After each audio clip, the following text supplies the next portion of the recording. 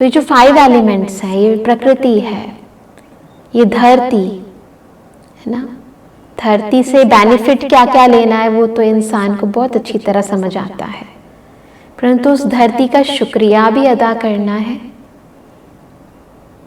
कि नहीं करना है? वो कभी याद आता है? नहीं आता है। तो इस धरती का शुक्रिया, इन आसमान की हर एक परत का शुक्रिया, ऐ सूर्य तेरा शुक्रिया, ऐ जल तेरा शुक्रिया, ऐ वायु तेरा शुक्रिया। किया है कभी? किया है कभी?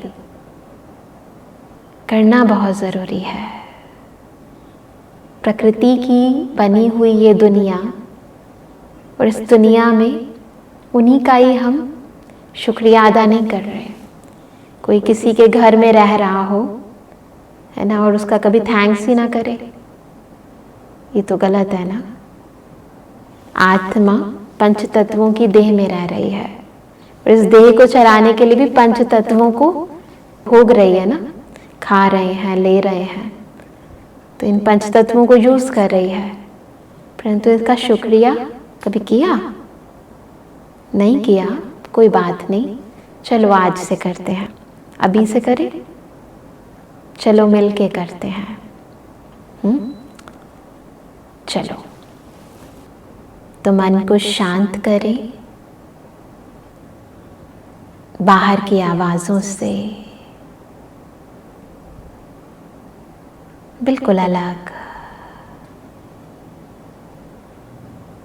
सारा ध्यान मन में उठने वाली भावनाओं पर। महसूस करें किन पंच तत्वों ने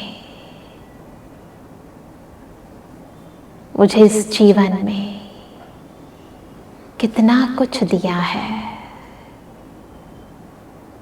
बिन मांगे दिया है, दिल खोल कर दिया है।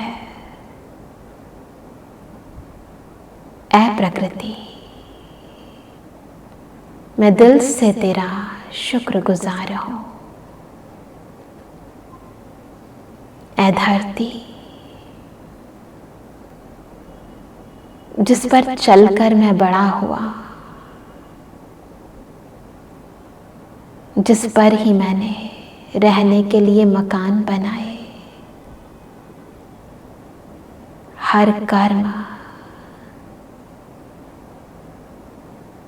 इस धरती से ही तो शुरू हुआ है।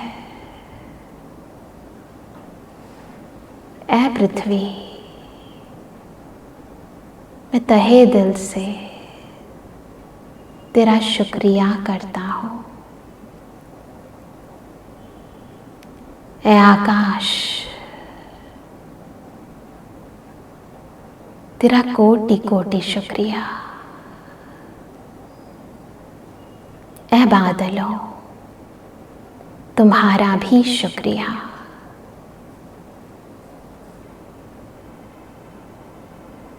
ऐ पानी की बरसात, तेरी हर बूंद का शुक्रिया। संपूर्ण जल तत्व,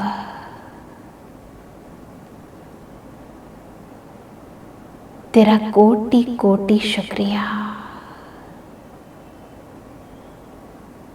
तूने इस जीवन को सच में जीवन बनाया।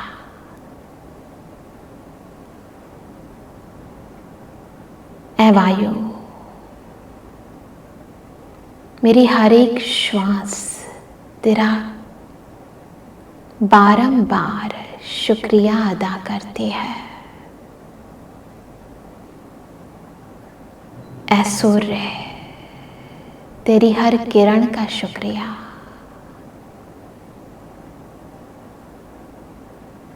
बार बार शुक्रिया।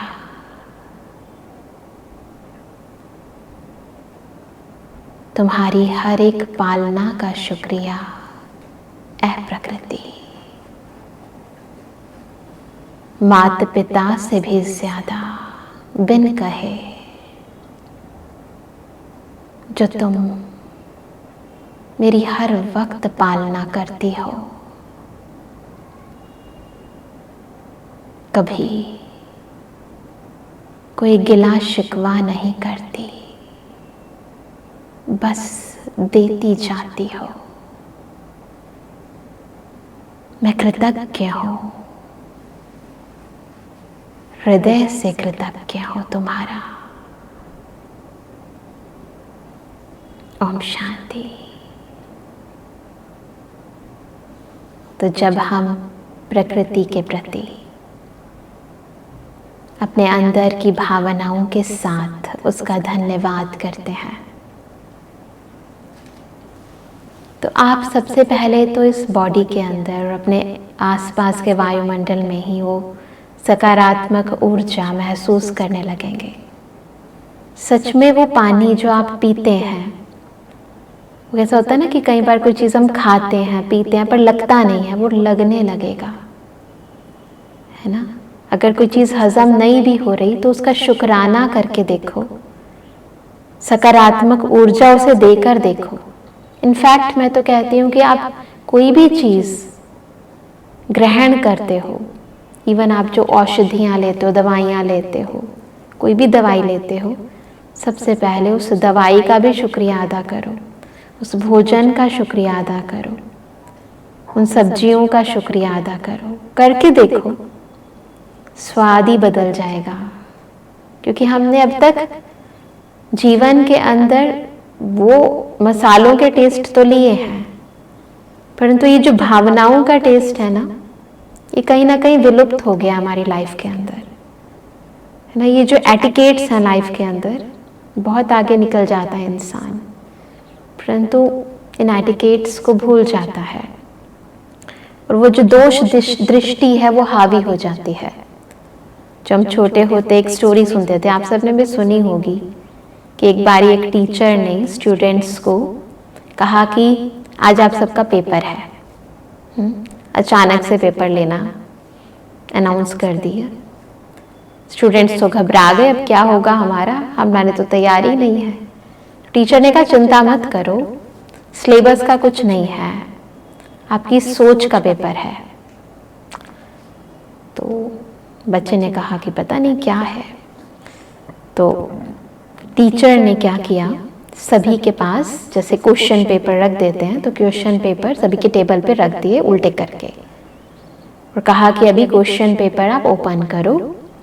सबने पेज पलटाया तो सारा पेज ब्लैंक था, कॉर्नर में एक डॉट था सभी के पेपर के ऊपर।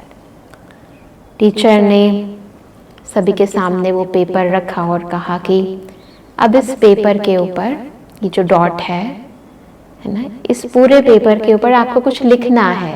मतलब आपका क्वेश्चन यही है कि आप इसको व्याख्या करो, इसकी ये जो आपको मिला है पेपर, इसकी आप व्याख्या करो।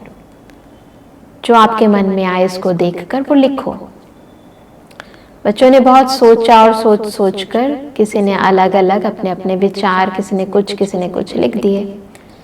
टीचर ने सबके पेपर कलेक्ट किए और सभी पेपर्स को जब पढ़ना शुरू किया तो सभी बच्चों का मिलता जुलता सा ही आंसर था। किसी ने उस बिंदु के शेप के ऊपर लिखा था, किसी ने उस काले रंग के ऊपर लिखा था, है ना। वो जो डॉट था वो कैसा बना हुआ है ना, वो क्या कर रहा है, वो नहीं होता तो क्या होता, है ना, उसकी शेप कैसी है, उसका स्टाइल कैसा है, उसकी पोजीशन कैसी है, उसके ऊपर बहुत कुछ लिखा। परंतु टीचर ने कहा कि इतना बड़ा ब्लैंक पेज जो दिखाई दे रहा है, इसके बारे तो किसी ने कुछ लिखा ही नहीं। तो एटीट्यूड क्या है लाइफ के प्रति? हमारे पास बहुत कुछ है, हम उसको भूल जाते हैं, और जो नहीं है, जो खराबी है, बस उसी पर फोकस करते हैं। होता है ना, भगवान ने हमें अच्छी जिंदगी दी, अच्छा परिवार दिया, अच्छे संबंध दिए, सब कुछ दिया, वहां हमारा ध्यान नहीं है, परंतु कोई एक चीज नहीं दी जो मेरी फ्रेंड को दे दी, है ना। बस सारा फोकस उस पर है। अब होता क्या है कि जब हमारा फोकस उस नेगेटिविटी पर होता है तो वो नेगेटिविटी जो हमारी लाइफ की और पॉजिटिविटी है उनके ऊपर हावी हो जाती है। हमारा मूड ऑन और ऑफ उस प्राप्ति के आधार पर होने लगता है कि वो मिल जाए तो मैं बहुत खुश हो जाऊं और वो ना मिले तो मेरा मूड अपसेट हो जाए। और वो जो मिला है ना, उसका कोई नशा नहीं है, उसकी कोई खुशी नहीं है, उसकी कोई खुमारी नहीं है। एक बार एक व्यक्ति था, बहुत अच्छा पोएट था, अच्छी आर्ट थी उसके पास। तो एक बार किसी ने वहां, उस देश के राजा ने उसे कहा कि आओ और अपनी जो कला है उसका प्रदर्शन करो। पोएट बहुत खुश हुआ, परंतु जाने से पहले देखने लगा कि मेरे पास तो ढंग के कपड़े ही नहीं हैं। बस सारी पोएट्री एक तरफ और उसकी ये ग्लानी एक तरफ। बैठा था घर में, थोड़ी देर के बाद उसके घर के अंदर किसी ने नॉक किया, दरवाजा खोला तो एक गरीब खिलौने बेचने वाला उसके सामने था और देखा उसकी हालत बहुत खराब थी। उसकी एक बाजू नहीं थी, एक पैर भी नहीं था, बस एक थोड़ी सी वो जो डंडे के सहारे वो रह रहा था।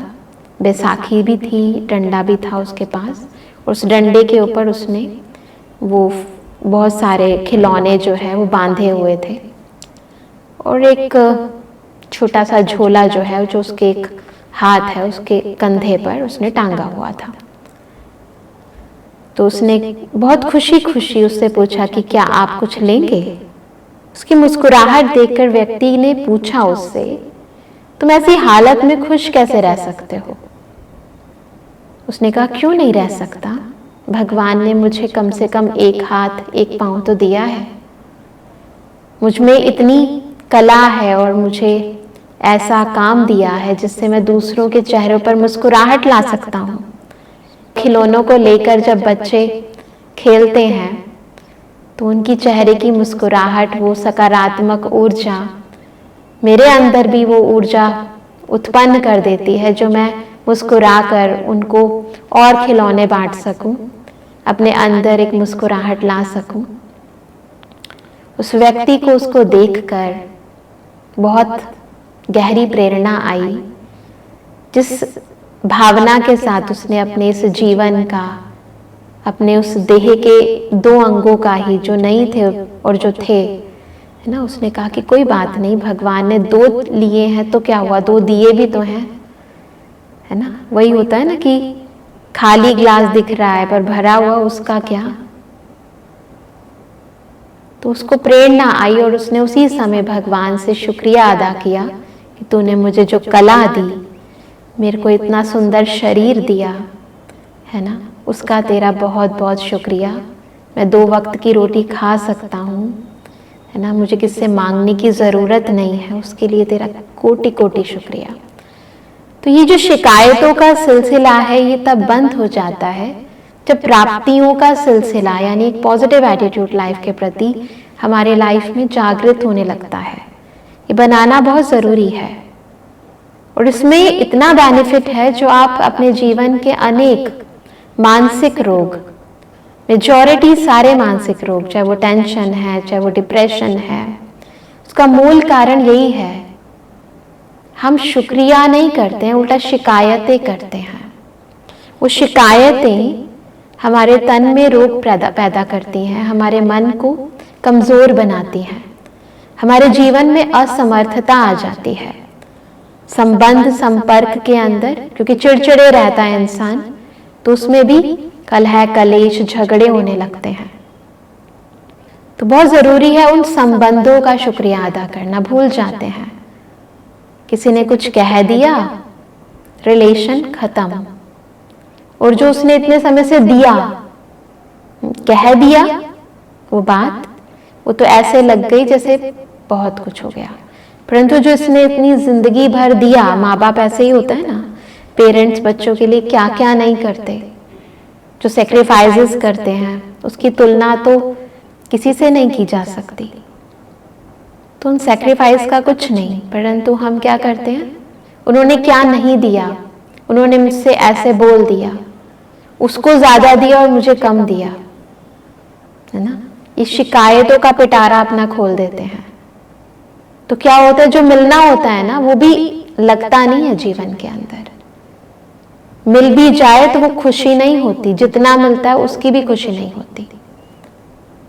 ऑफिस जाते हैं, नौकरी के लिए कंप्लेंट करते हैं, है ना, प्रमोशन नहीं मिली, बॉस ऐसा है, घर के अंदर घर वालों की कमियां, ऑफिस में ऑफिस वालों की कमियां, है ना, लाइफ के अंदर मुझसे क्या क्या छूटा उसको काउंट करते हैं, और जो मिला उसकी तो कोई काउंटिंग ही नहीं है। तो उससे क्या होता है, वो जो नेगेटिव एटीट्यूड है वो लाइफ को नीचे ले जाता है। तो क्यों ना आज से हम अपना ये नजरिया बदल दें। तो सबसे पहले हमें वो संबंध संपर्क केवल रिलेटिव नहीं, परंतु हर कोई व्यक्ति जो आपके कांटेक्ट में आ रहा है, जिनसे आप मिल रहे हो, है ना, इवन जो कांटेक्ट में नहीं भी आ रहा है, उनका भी शुक्रिया अदा करें एक बारी, है ना, करके देखते हैं। चलो, तो मन में शांति, शक्ति और प्यार के साथ चलो हर उस संबंध का शुक्रिया अदा करें जो मेरे जीवन में, मेरी ग्रोथ में, मुझे आगे बढ़ाने में सदा मेरे साथ थे, हैं। मैं तहे दिल से अपने माता पिता का शुक्रिया अदा करती हूँ। आपका बहुत बहुत शुक्रिया, आपकी हर एक पालना का शुक्रिया, आपके प्यार का शुक्रिया, आपकी हर एक डांट का शुक्रिया। आपने मेरे जीवन को दिशा देने के लिए, मुझे आगे बढ़ाने के लिए जो भी त्याग किया, जो तपस्या की, जो सेवा की, उसका मैं तहे दिल से शुक्रिया अदा करती हूँ। आपके कारण ही तो मैं आज इस स्तर पर पहुंची हूँ। मेरे भाई, मेरी बहन, मेरे फ्रेंड्स, मैं उन सबका दिल से शुक्रिया अदा करती हूँ, उनके सपोर्ट का। उन्होंने मेरे दिल की हर बात सुनी है, मेरी कई बातों को छिपाया है और सदा मुझे आगे बढ़ाने में अपना सहयोग का हाथ पीछे नहीं छोड़ा है। मैं अपने शिक्षकों का, अपने गुरुजनों का,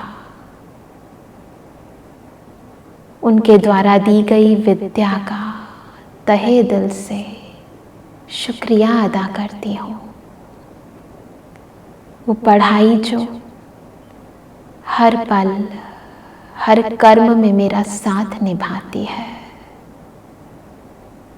उसे प्रदान करने के लिए आपका कोटि कोटि शुक्रिया। मैं संबंध संपर्क में आने वाले हर व्यक्ति का शुक्रिया अदा करती हूँ।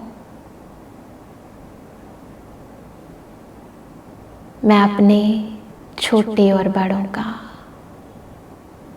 दिल से शुक्रिया अदा करती हूँ आप सबके साथ से मैं जीवन की इस गाड़ी को सुचारू रूप से चला रही हूँ। बहुत बहुत शुक्रिया। तो सच्चे दिल से, गहरी भावनाओं से जब शुक्रिया अदा करते हैं ना, तो मन के बहुत सारे बोझ हल्के हो जाते हैं। फील करके देखें एक बारी, मन के बोझ हल्के हो जाते हैं। बहुत सारे पुराने विकर्म, पाप कर्म विनाश हो जाते हैं। बहुत सारी नकारात्मक ऊर्जाएं जो आपको घेरे रखती थी, व्यर्थ संकल्प चलते थे, कहते हैं भगवान को याद करने बैठते हैं तो योग लगता नहीं है, ये सारी कंप्लेंट्स खत्म हो जाती हैं। और स्पेशली थैंक्स करें उन लोगों का जो लाइफ में प्रॉब्लम्स क्रिएट करते हैं।